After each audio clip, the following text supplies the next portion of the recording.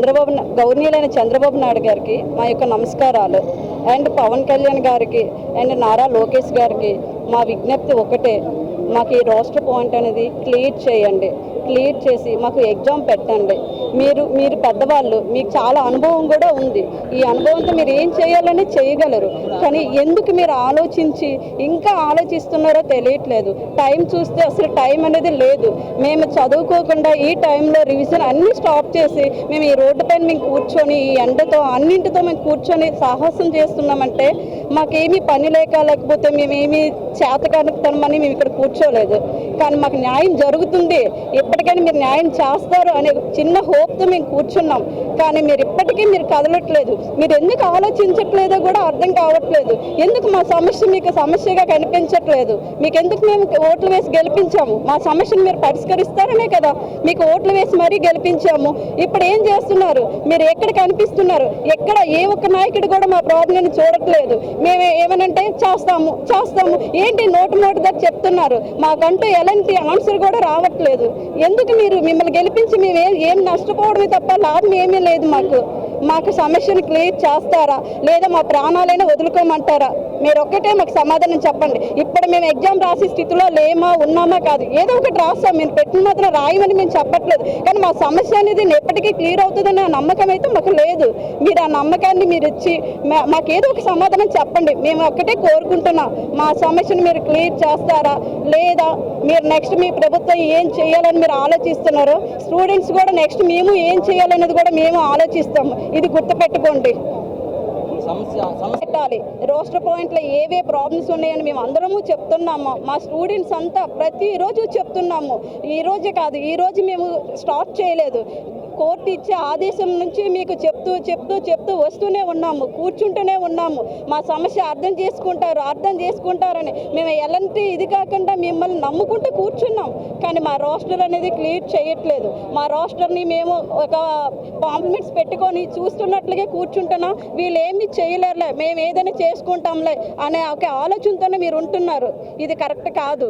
మీరు మా విజయనగరంలోనే కాదు, ఆంధ్రప్రదేశ్లో ఉన్నటువంటి 26 జిల్లా కేంద్రాల్లో ప్రతి జిల్లాలో ఉన్నటువంటి గ్రూప్ 2 యాస్పిరెంట్స్ ఎక్కడికెక్కడ నిరసనలు తెలియజేస్తున్నారు. ప్రభుత్వం దీనిపై స్పందించి మా యొక్క ఈ సమస్యకి పరిష్కారం చూపి మా యొక్క 92,250 మంది గ్రూప్ 2 మెయిన్స్ అర్హత సాధించిన విద్యార్థులందరికీ జీవితాలను ఇబ్బంది పెట్టకుండా సక్రమంగా యాక్టివ్గా అందరం ఎటువంటి సమస్య లేకుండా గ్రూప్ 2 మెయిన్స్ రాయించాలని మాతో కోరుకుంటున్నాం. మాకు ఈ రోస్టర్ పాయింట్ అనేది క్లియర్ చేయండి. క్లియర్ చేసి మాకు ఎగ్జామ్ పెట్టండి.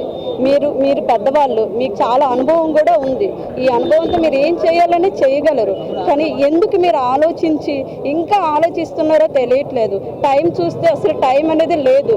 మేము చదువుకోకుండా ఈ టైంలో రివిజన్ అన్నీ స్టాప్ చేసి మేము ఈ రోడ్డు పైన మేము కూర్చొని ఈ ఎండతో అన్నింటితో మేము కూర్చొని సాహసం చేస్తున్నామంటే మాకేమీ పని లేకపోతే మేమేమి చేతకానితనమని మేము ఇక్కడ కూర్చోలేదు. కానీ మాకు న్యాయం జరుగుతుంది, ఇప్పటికైనా మీరు న్యాయం చేస్తారు అనే చిన్న హోప్తో మేము కూర్చున్నాం. కానీ ఇప్పటికీ మీరు కదలట్లేదు. మీరు ఎందుకు ఆలోచించట్లేదో కూడా అర్థం కావట్లేదు. ఎందుకు మా సమస్య మీకు సమస్యగా కనిపించట్లేదు? మీకు ఎందుకు మేము ఓట్లు వేసి గెలిపించాము? మా సమస్యను మీరు పరిష్కరిస్తారనే కదా మీకు ఓట్లు వేసి మరీ గెలిపించాము.